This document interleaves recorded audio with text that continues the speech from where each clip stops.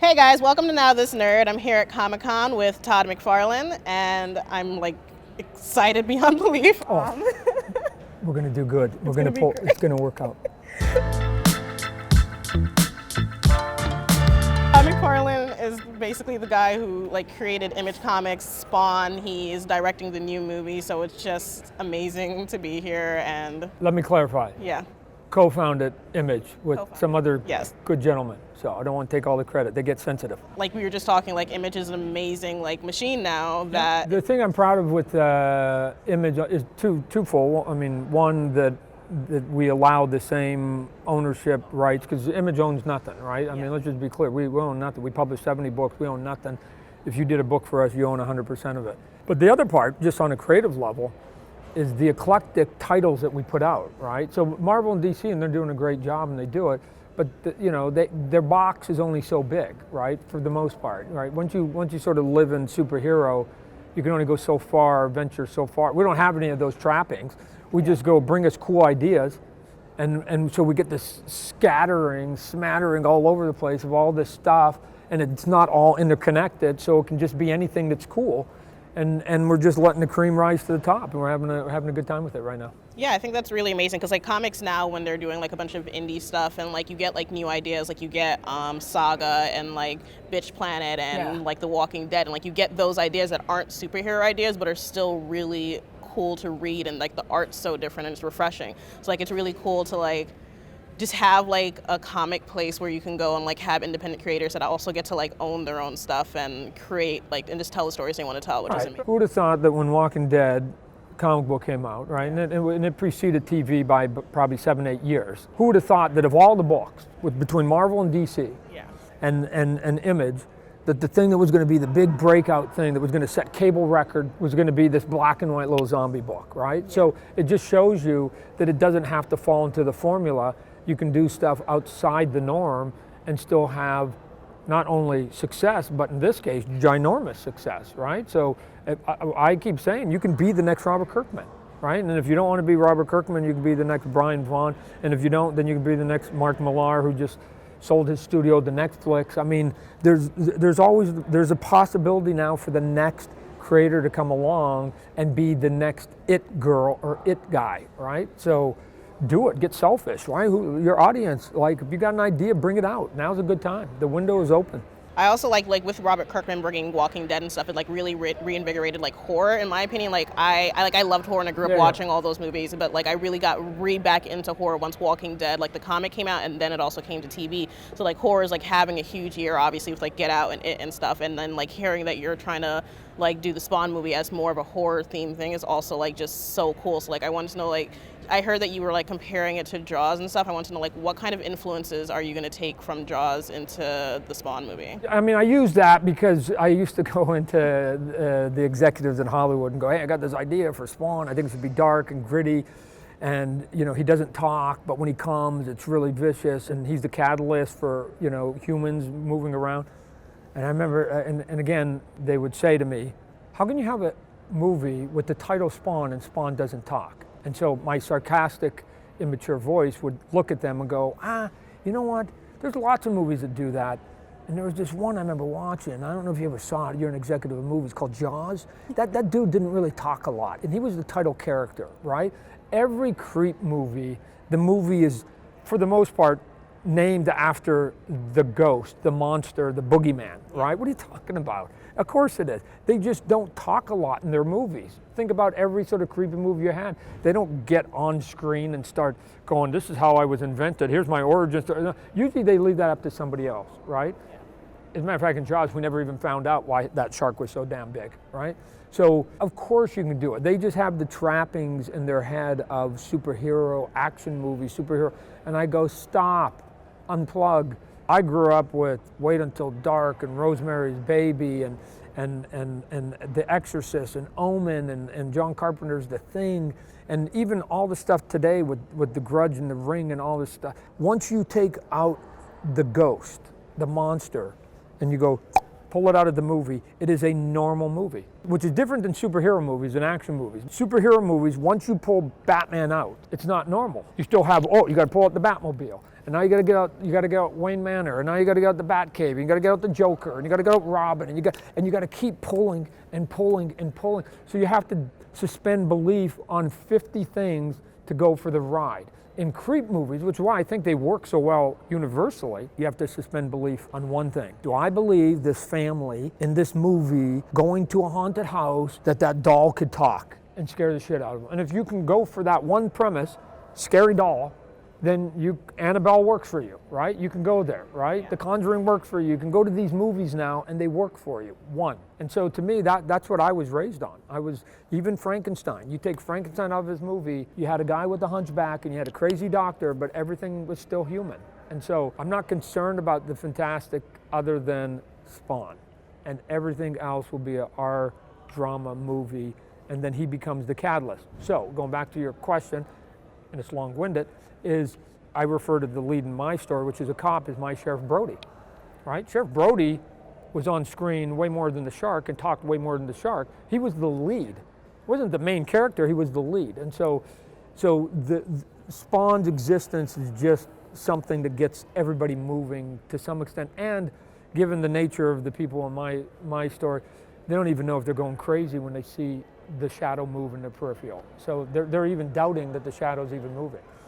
But when the shadow comes, unlike Superman, unlike Batman, unlike Spider-Man, who must beat you up and put you in cuffs and take you to Commissioner Gordon or send you out to the police, if you want to be nasty, then you better be watching out, because my guy, and you will be gone. And if you want to ramp it up to 11, he will take the mirror and he will give you 11 back. And if you want to be 20, he will give you 20 back. He is just going to return the favor. Yeah, no, I completely agree, because like most of my favorite like horror movies are like It Follows and like Babadook and Alien, and like most of those is like praise on like your imagination to do most of the scaring for you, because you barely see the actual monster, because your mind's gonna like freak you out more than any actual monster on screen all the time and like giving you exposition would do. Yeah. Are we gonna see this hell suit as much? Like, no. Great. Okay. No, he's not a superhero. He's not even a man. He's gonna be a force of nature. He's gonna be a sentinel being, right? So I keep saying you will never see his full anatomy. You will never see, I am here, I am Spawn, step aside, damsel, I will save the day. That will never happen. Because why? Because first of all, he doesn't talk. Yeah. So it's just gonna be, you turn the corner and you go, oh my God, the rabid dog who hasn't eaten for a month is there, and he doesn't like me. That's gonna be more of what you're going to be running into, is the thing, and the thing that you and I know is Spawn. So I once that comes on screen, it's not even human. It's just this thing that's going to come and get you. So I'm hoping that I can deliver a couple moments where people just go, that was messed up. And if they say that was messed up, I'll take that as a victory. That's like an applause. That's it. They're going. So we were talking about how like so many of the superhero movies now like require you to believe so much in this world to like set yourself up in this world, because it's not like set in real world. And you have to believe like Batman, Batmobile, Joker, and all these people are in it. Like, what do you think? What do you think that superhero movies like today can learn from even like horror or just other movies in general to make themselves like even better? Because like they're killing it, obviously. Marvel. Yeah, right. I think it's a false question. I don't think they have to learn anything. Yeah. I think the world can have a variety of everything: music, fashion, hairstyles, food, and entertainment. This is just entertainment. I'm not saying, just to be clear, I'm not saying that the superhero movies that they're doing, I don't like them or they're bad, that's why I've got to do what I'm doing. I'm not saying that. I'm saying, matter of fact, almost the opposite. They're crushing it. I'd be a fool to try and do a knockoff of what they've got, because they've got bigger brands and bigger money and whatever else. For me to want to be able to write and produce and direct, which I am, for me to be able to say, I want to direct it, I knew it had to be small and I knew it had to be contained. And if you were to ask me what's your favorite movies of all time, with no exceptions, they're all drama. They're all R-rated, and not because it's scary. I'm saying drama. And so I was never, I've rarely gone to action movies in my entire life. I'm the weird, odd kid, no lie, that given the choice between Star Wars when I was a kid and Gorky's Park, I went to Gorky's Park. Because I always wanted to go to movies that I go, it could happen. When I walk out of a movie going, wow, that's possible. Good drama, that's possible, that's possible, that's possible. Those are the ones that I'm the most jealous of. Blowing up buildings and having people dodge 100 bullets, I do that for a living. That's what I hunch over the board, and that's what I do. And maybe for me, it's just part of, I do so much fantastic during the day that at night, I just need to take a step away from the fantastic, and I need to get into the real world. Oh yeah, no, I agree completely. Like, I can go to a movie and like I like explosions as much as the next person, but I always say like my favorite movies are always movies I can go home and like write a college thesis about because of the themes and because of the realism and because of like, oh, I get those emotions. Like, exploding stuff is cool, but it doesn't like resonate with me. And if you're going to do the fantastic, then I think there are smart ways to do it. So I think there was a movie that came out recently, like Arrival, that to me was a smart alien movie. I just go, wow, it wasn't like all the trappings. You just want, this was really a human movie. This was a drama, and the drama came from the fantastic that was there. But they didn't, again, the aliens never even left the ship. As a matter of fact, they didn't even leave the bubble, right? And so you had a whole movie because it was all about the humans. And to me, the human id is the driver of every story. The human id is what fascinates me more than anything else. There are some extremes about good and bad, and it's all real. And then somebody every now and then makes a movie of that, and I go, wow, what drives people? What's getting people to rationalize their thoughts, right? And I know that it's easy for people to say, they're crazy. Even crazy people must rationalize their thought, because if they didn't, they wouldn't do what they did. Nobody goes, oh, I know this is completely wrong, 100% wrong, I'm going to do it anyways. No, they've justified it. I was beaten as a kid, somebody fired me, my girl dropped me. I mean, you start coming up with reasons, not rational reasons, but reasons. Everyone's a hero of their own story in their head. That's it. Those stories are way more interesting to me than, oh, good guy, bad guy, good guy, bad guy, good guy, bad guy. Right? So do you have like any dream casting so far? Oh yeah. I think a lot of us, when you're writing screenplays, you have an actor or two, or at least not an actor per se, but maybe a character from a movie that you've got in your brain, so you can get so you're hearing a voice, so it's easier to sort of type it all out. So, yeah, I've got my two, because the lead is the cop. I've got my Sheriff Brody, and then I've got my Spawn. In my mind, I have my two. So, casting should happen here by the end of the year. So then you can ask me, were they those two? Okay. And then I'll tell you. Right. So. Do you think Keith and David will be able to come back in any capacity? Can we find that out? You know what?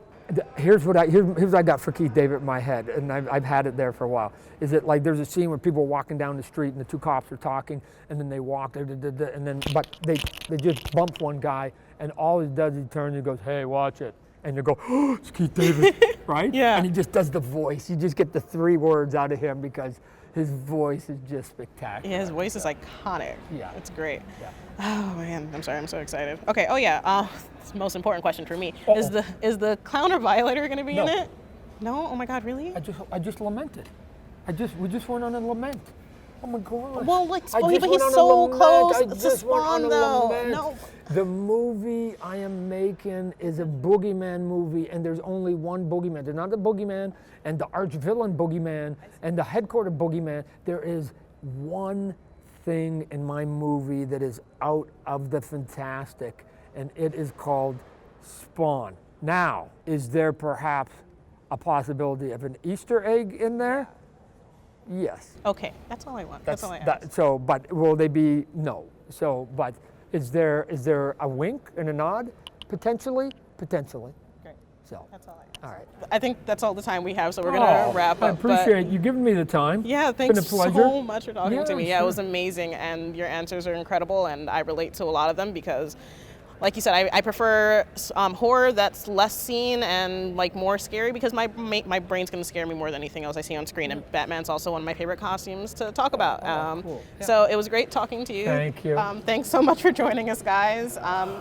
Subscribe to Now This Nerd. Bye.